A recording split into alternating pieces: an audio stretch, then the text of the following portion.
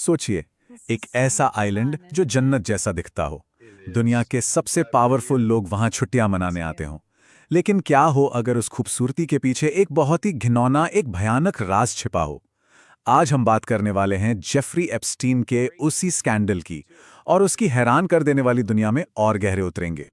तो कहानी शुरू होती है लिटिल सेंट जेम्स नाम के एक आइलैंड से, मतलब दुनिया से एकदम अलग थलग, जहां जेफरी एप्स्टीन ने अपना एक पूरा, कह सकते हैं, एक निजी साम्राज्य खड़ा कर लिया था। देखने में तो ये जगह किसी खूबसूरत सपने जैसी थी, पर बहुत जल्द ही ये एक भयानक सपने की हकीकत बन गई। और इसी आइलैंड का एक और नाम था, एक ऐसा डरावना नाम जो वहां के लोकल लोग फुसफुसा कर एक दूसरे को बताते थे। एक ऐसा नाम जो इशारा करता था कि यहाँ सतह के नीचे कुछ बहुत ही भयानक चल रहा है। तो सवाल यह है कि आखिर कौन था वो आदमी जो इस रहस्यमयी जन्नत पर राज कर रहा था, और उसके बंद दरवाजों के पीछे असल में हो क्या रहा था? देखिए, दुनिया की नज़रों में जेफरी एप्स्टीन की इमेज एक बहुत बड़े फाइनेंसर की थी, अरबपतियों का सलाहकार, प्रेसिडेंट्स और प्रिंसेस का दोस्त। लेकिन ये तो सिर्फ दुनिया को दिखाने वाला चेहरा था। पर्दे के पीछे की सच्चाई ये थी कि वो एक शिकारी था जो अपनी ताकत और अपने रसूख का इस्तेमाल एक बहुत ही घिनौना क्रिमिनल नेटवर्क चलाने के लिए कर रहा था। सालों तक एप्स्टीन के एक गुनाह, ये सब कुछ अंधेरे में छिपा रहा। किसी को कानो कान खबर तक नहीं हुई। पर फिर साल 2005 में एक अकेली हिम्मत वाली आवाज ने चुप्पी तोड़ी, और बस यहीं से वो डोमिनो इफेक्ट शुरू हुआ जिसने आखिरकार उसके पूरे साम्राज्य को हिला के रख दिया।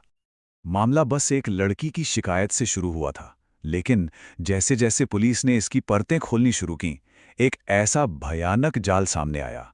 दुर्व्यवहार का एक ऐसा नेटवर्क जिसमें दर्जनों लड़कियां फंसी हुई थीं। और ये कोई मामूली शोषण का मामला नहीं था। एप्स्टीन ने एक बहुत ही शातिर, एक पिरामिड स्कीम बना रखी थी। मतलब वो अपने ही विक्टिम्स को मजबूर करता था कि वो और नई और छोटी लड़कियों को इस जाल में फंसाकर लाएं। एक तरह से उन्हें भी अपने गुनाह में हिस्सेदार बना देता था। अब देखिए, दर्जनों विक्टिम्स सामने आ चुके थे, फेडरल इन्वेस्टिगेशन चल रही थी, तो लग तो यही रहा था कि अब तो इंसाफ होकर रहेगा। लेकिन जेफरी एप्स्टीन के तरकश में अभी एक और तीर बाकी था। सवाल यह है कि आखिर कैसे कैसे न्याय की गाड़ी इतनी बुरी तरह पटरी से उतर गई। मतलब सोचिए, इतने सारे सबूत, पीड़ितों की इतनी बड़ी संख्या, फिर भी वो सिर्फ 13 महीने की सजा काटकर कैसे बाहर आ गया? ये कैसे हुआ? ये सब हुआ एक सीक्रेट डील की वजह से।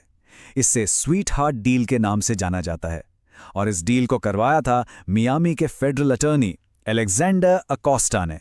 ये एक ऐसी डील थी जिसने ना सिर्फ एप्स्टीन को लगभग बचा लिया, बल्कि उसके विक्टिम्स के साथ एक बहुत बड़ा धोखा किया, क्योंकि उन्हें इस डील के बारे में बताया तक नहीं गया। और तो और, जब वो कहने को जेल में था, तब भी वो एक वीआईपी जिंदगी जी रहा था। उसे जेल के एक प्राइवेट विंग में रखा गया था, और वर्क रिलीज के नाम पर दिन के 12 घंटे, हफ्ते में 6 दिन वो अपने ऑफिस जाता था।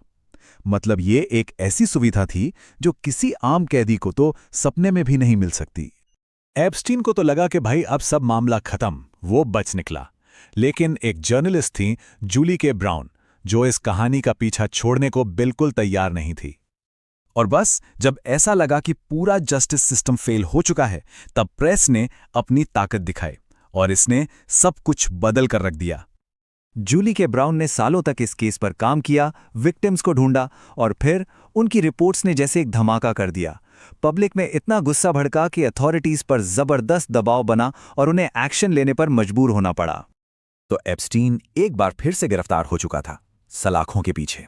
सबको लगा कि चलो, देर से ही सही, पर अब इंसाफ मिलेगा। लेकिन किसी को अंदाजा नहीं था कि इस कहानी में अभी सबसे बड़ा और सबसे चौंकाने वाला मोड़ आना बाकी था।